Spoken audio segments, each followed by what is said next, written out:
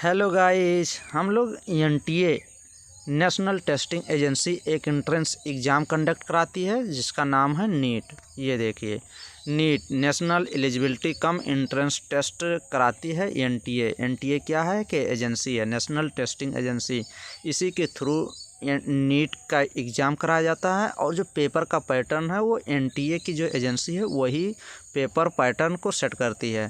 तो ये information bulletin ये हम लोग पूरा कंप्लीट एक सीरीज चला रहे हैं कि पूरी नीट जो एग्ज़ाम होता है पूरा कंप्लीट जानकारी उसमें जितने भी स्टूडेंट 2021 में एंट्रेंस एग्ज़ाम देना चाहते हैं, उसके बाद 2022 में 2023 में तो एक सीरीज चल रही है जिसमें कंप्लीट नीट की जानकारी दी जाएगी। सिलेबस पूरा, इसमें कौन कौन से कोर्स का एडमिशन होता है। अगर आप नीट का एग्ज़ाम देते हैं तो आप एमबीबीएस कर सकते हैं, बीएएमएस आयुर्वेदा कर सकते हैं, बीएएमएस कर सकते हैं और बीएचएमएस कर सकते हैं, बीएचएमएस होम्योपैथिक डॉक्टर कर सकते हैं, बीडीएस कर सकते हैं, बीडीएस मीन्स डेंटल वाले डॉक्टर, या फिर बीयूएमएस यूनानी वाले डॉक्टर जो यूनानी वाले होते हैं, और बीएसएमएस सिद्धा डॉक्टर जो होते हैं योगा वाले। और नेक्स्ट पे इसमें इसी एंट्रेंस एग्ज़ाम में अगर आप क्वालिफाई करते हैं तो AIPBT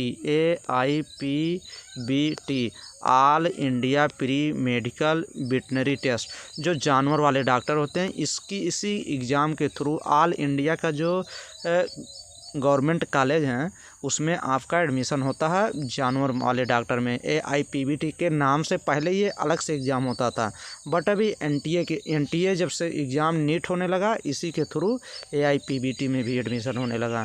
तो आज का ये वीडियो जो बनने वाला है, ये वीडियो पहले वीडियो जानकारी की बनी थी फर्स्ट वीडियो, सेकंड वीडियो बनी थी केमिस्ट्री और फिजिक्स और बायोलॉजी का चैप्टर वाइज क्या सिलेबस होता है, कहाँ से क्वेश्चन पूछे जाते हैं इस एग्ज़ाम में। फिर उसके नेक्स्ट के बाद बनी थी केमिस्ट्री की सिलेबस की वीडियो बनी थी, पहले फिजिक्स की फिर केमिस्ट्री की फिर बायोलॉजी की बनी थी। अब बायोलॉजी में 11th और 12th दोनों पूछे जाते हैं, तो बायोलॉजी की 11th वाली वीडियो बन गई है। डिस्क्रिप्शन बॉक्स में सभी वीडियो आपको मिल जाएगी।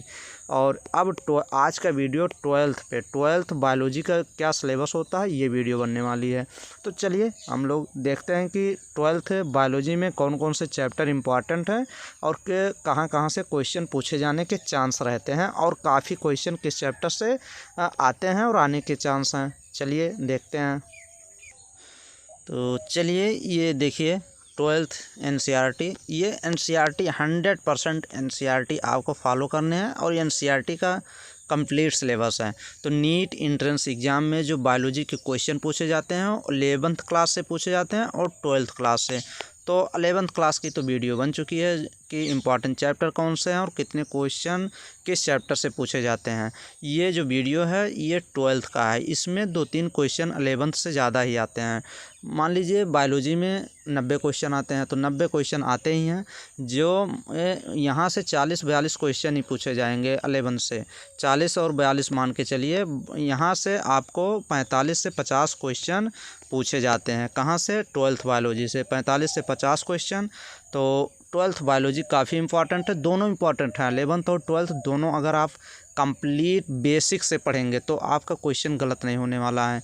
तो चलिए हम लोग देखते हैं biology content of class 12th syllabus. First chapter जो आता है इसमें रिप्रोडक्शन पूरी यूनिट है। Reproduction unit number first reproduction है। फर्स्ट चैप्टर का नाम है reproduction in organism, second sexual reproduction in flowering plant और थर्ड चैप्टर का नाम है ह्यूमन रिप्रोडक्शन और फोर्थ चैप्टर का नाम है रिप्रोडक्टिव हेल्थ। तो ये जो 2 चैप्टर है ह्यूमन के बारे में है और ये जो दोनों चैप्टर हैं ये प्लांट के बारे में ज़्यादा है। प्लांट रिप्रोडक्शन और ह्यूमन रिप्रोडक्शन ये दोनों चैप्टर इतने इम्पॉर्टेंट हैं। 12th NCERT की जान है, ये समझिए। बेसिक है जिसको कहते हैं बेस पहले मजबूत करिए। बेस आपका अगर मजबूत रहेगा तो क्वेश्चन कभी नहीं गलत होंगे और नेक्स्ट चैप्टर में जब आप आएंगे बेस आपका कंप्लीट रहेगा तो नेक्स्ट चैप्टर में आपको आसानी होगी क्योंकि आपका बेस डेवलप हो चुका होगा, तो आप अच्छे से हर चीज़ें पकड़ पाएंगे। तो ये फर्स्ट चैप्टर काफ़ी इंपॉर्टेंट है। यहाँ से ये मान के चलिए 10 से 12 क्वेश्चन, 10 क्वेश्चन तो मान के ही चलिए 10 से 12 क्वेश्चन आ ही जाते हैं इस पूरे फर्स्ट यूनिट से। तो ये यूनिट काफ़ी इंपॉर्टेंट है। नेक्स्ट यूनिट देखते हैं, यूनिट नंबर सेकेंड जो है जेनेटिक्स एंड इवोल्यूशन है। इसमें यूनिट सेकंड में 3 चैप्टर आते हैं। जेनेटिक्स के 2 चैप्टर, फर्स्ट जेनेटिक्स में हेरिडिटी एंड वेरिएशन और second chapter molecular basis of inheritance, ये ज़्यादा इंपॉर्टेंट है। और थर्ड चैप्टर जो आता है वो इवोल्यूशन आता है, काफ़ी मोस्ट इम्पॉर्टेंट। तो इसमें जेनेटिक्स में 2 चैप्टर हैं, ये देखिए। इसमें सेकंड चैप्टर में, फर्स्ट चैप्टर में तो आप साइंटिस्ट भी देखेंगे और सेकंड में ह्यूमन जेनेटिक्स आपको ज़्यादा देखने को मिलेगा। तो दोनों चैप्टर काफ़ी इंपॉर्टेंट हैं। यहाँ मेंडल आते हैं तो इसीलिए ये चैप्टर भी काफ़ी इंपॉर्टेंट हो जाता है, क्योंकि जेनेटिक्स मेंडल पे ही चलती है। तो ये दोनों चैप्टर इंपॉर्टेंट है। एवोल्यूशन भी काफ़ी इंपॉर्टेंट क्वेश्चन है। तो जेनेटिक्स और एवोल्यूशन से मिला के आप यहाँ से 10 से 12 क्वेश्चन यहाँ पे भी देखेंगे। 10 क्वेश्चन, 8 से 10 क्वेश्चन मान के चलिए, या फिर 10 से 12 क्वेश्चन ऐसे ही पूरे जेनेटिक्स एंड एवोल्यूशन से आते ही हैं। नेक्स्ट यूनिट नंबर 3 देखिए, बायोलॉजी एंड ह्यूमन वेलफेयर। यहाँ भी 3 चैप्टर आते हैं। इस यूनिट में, यूनिट नंबर 3 में कितने चैप्टर आते हैं? 3। फर्स्ट चैप्टर जो नेम है वो हेल्थ एंड डिजीज़, ये काफ़ी इंपॉर्टेंट है। इस यूनिट का चैप्टर जो है, इस यूनिट नंबर 3 में बायोलॉजी एंड ह्यूमन वेलफेयर में 3 chapter. Health and disease first chapter जो है ये काफ़ी इंपॉर्टेंट है। और second improvement in food production, ये भी काफ़ी इंपॉर्टेंट है। यहाँ से क्वेश्चन तो 100% आते हैं, जैसे bio fertiliser, single cell protein, ये काफ़ी सब इंपॉर्टेंट है। प्लांट ब्रीडिंग और एग्रीकल्चर एंड एनिमल हस्बेंड्री, ये सभी काफ़ी इंपॉर्टेंट चैप्टर हैं। इस चैप्टर से जो ये टॉपिक दिया गया, इस टॉपिक से तो क्वेश्चन आने ही 100%। और माइक्रोब्स इन ह्यूमन वेलफेयर में तो यहाँ से भी क्वेश्चन आने ही रहते हैं, क्योंकि इसमें सीवेज ट्रीटमेंट है, energy generation, bio control agent, bio fertiliser, यहीं से क्वेश्चन पूछ लिए जाते हैं। और ह्यूमन हेल्थ एंड डिजीज तो काफ़ी इंपॉर्टेंट है ही। Amoebiasis, cold, pneumonia, typhoid, malaria, filariasis, ascaris, ये इम्यूनोलॉजी, ये सब काफ़ी इंपॉर्टेंट हैं। कैंसर, HIV, एड्स, ये सब आपको ज़रूर पढ़ के जाने। पैथोजन क्या होते हैं, जो डिजीज़ काज करते हैं उसी को पैथोजन करते हैं, उसी ऑर्गेनिज्म को। तो ये सब इंपॉर्टेंट हैं। तो ये human biology and human welfare से अगर बात करेंगे तो ये मान के चलिए यहाँ से भी 10 क्वेश्चन आ जाते हैं, या फिर 6 से 8 क्वेश्चन, या 6 क्वेश्चन मान के चलिए, या 8 क्वेश्चन इस यूनिट से तो मान के ही चलिए कि आते ही हैं। नेक्स्ट यूनिट नंबर जो 4 यूनिट है, biotechnology and its application. NCERT 12th में बायोटेक्नोलॉजी जो यूनिट है उसमें 2 चैप्टर आते हैं। बायोटेक्नोलॉजी एंड इट्स एप्लीकेशन में फर्स्ट चैप्टर का नेम जो होता है principles and process of biotechnology, second chapter application of biotechnology in health and agriculture.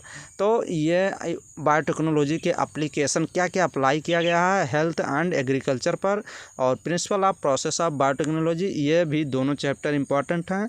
और यूनिट 4 से ये समझिए आपको 4 से 6 क्वेश्चन आप मान के चलिए कि इस यूनिट से पूछे ही जाते हैं, और पूछे जाएंगे भी 100%। नेक्स्ट जो यूनिट है वो लास्ट यूनिट, ये काफ़ी इंपॉर्टेंट, जेनेटिक्स बात करेंगे और इकोलॉजी। तो यहाँ से काफ़ी क्वेश्चन पूछे जाते हैं। तो ये यूनिट नंबर 5 जो है ये इकोलॉजी में कितने चैप्टर आते हैं ये देखिए, 1 2 3 4 चैप्टर आपको, 4-5 चैप्टर आपके आते हैं। कितने आते हैं जेनेटिक्स में, ये देखिए 4 चैप्टर। ऑर्गेनिज्म एंड इन्वायरमेंट हो गया, इकोसिस्टम हो गया, बायोडाइवर्सिटी, ये तो काफ़ी इंपॉर्टेंट चैप्टर है। इन्वायरमेंटल इशू, ये भी काफ़ी इंपॉर्टेंट चैप्टर है। तो लास्ट का 2 चैप्टर जो है इस चैप्टर से ज़्यादा क्वेश्चन पूछे जाते हैं, और इकोसिस्टम से भी तो क्वेश्चन पूछे ही जाते हैं, 1-2 क्वेश्चन मिल ही जाएगा। ऑर्गेनिज्म एंड इन्वायरमेंट से तो आपको 1-2 क्वेश्चन मिलने वाले हैं। और ये क्वेश्चन कहाँ से आ जाते हैं, या फिर पॉपुलेशन इंट्रैक्शन से आ जाएगा, या म्यूचुअलिज्म, या कंपटीशन, प्रीडेशन, पैरासिटिज्म, पॉपुलेशन, यहीं से क्वेश्चन आ ही जाता है। तो ये चैप्टर इकोलॉजी काफ़ी इम्पॉर्टेंट है। यहाँ से ये समझिए आपको 10 से 12 क्वेश्चन, 12 क्वेश्चन या 10 क्वेश्चन मान के चलिए इकोलॉजी से आपको देखने को मिलते ही हैं। तो ये पूरा कंप्लीट आपका सिलेबस है, इसी के अनुसार आप फॉलो करिए और अच्छे से पढ़ाई करेंगे तो आसानी से आपको 90 क्वेश्चन बायोलॉजी से आते हैं, जिसमें जोलॉजी से कितने क्वेश्चन रहते हैं 45, और बॉटनी से, वनस्पति विज्ञान से भी 45 क्वेश्चन रहते हैं। तो आप ये समझिए कि 11th और 12th NCERT कंप्लीट अगर आप अच्छे से पढ़ेंगे तो 90 क्वेश्चन में से आपको सही भी करना है। अगर आपको MBBS चाहिए तो ये समझिए 80+ क्वेश्चन, 80 के ऊपर आपको सही भी करने हैं। 90 में से 80 तो आपको जाने ही हैं। तो उसी के अनुसार अपनी कॉन्सेप्ट को डेवलप करिए और अच्छे से पढ़ाई करिए। और नीट के थ्रू अभी जितने कोर्स बताए हैं यही होंगे। काफ़ी स्टूडेंट ये भी कहते हैं क्या नर्सिंग के जो कोर्स हैं जैसे BSc नर्सिंग हो गया, क्या इसमें इंक्लूड हो गया है? तो अभी कोई यूपी गवर्नमेंट कोई ऐसा नोटिफिकेशन नहीं दिया है। जितने भी यूपी गवर्नमेंट कॉलेज हैं वो अपना खुद नर्सिंग, पैरामेडिकल, फार्मेसी के एंट्रेंस एग्ज़ाम कराते हैं और गवर्नमेंट कॉलेज में एडमिशन लेते हैं। तो अभी कोई ऐसा नोटिफिकेशन आया नहीं कि BSc नर्सिंग की सीट जो है वो किसके थ्रू भरी जाएंगी, वो भरी जाएंगी नीट के थ्रू। कोई भी नोटिफिकेशन आएगा तो आपको जानकारी चैनल पे दी जाएगी। और मेरे इस चैनल पे फिजिक्स, केमिस्ट्री और बायोलॉजी के काफ़ी कॉन्सेप्ट, ट्रिक, थ्योरी और ऑब्जेक्टिव क्वेश्चन कराए गए हैं जिसके थ्रू आपका आसानी से सिलेक्शन हो सकता है। तो आप चैनल पे प्लीज़ एक बार ज़रूर जाएं और चैनल पर रिव्यू करें और देखें कि कितने क्वेश्चन अच्छे अच्छे कराए गए हैं। तो चलिए नेक्स्ट वीडियो मिलेंगे और आपको बेस्ट जानकारी प्रोवाइड करेंगे। तो थैंक यू, धन्यवाद।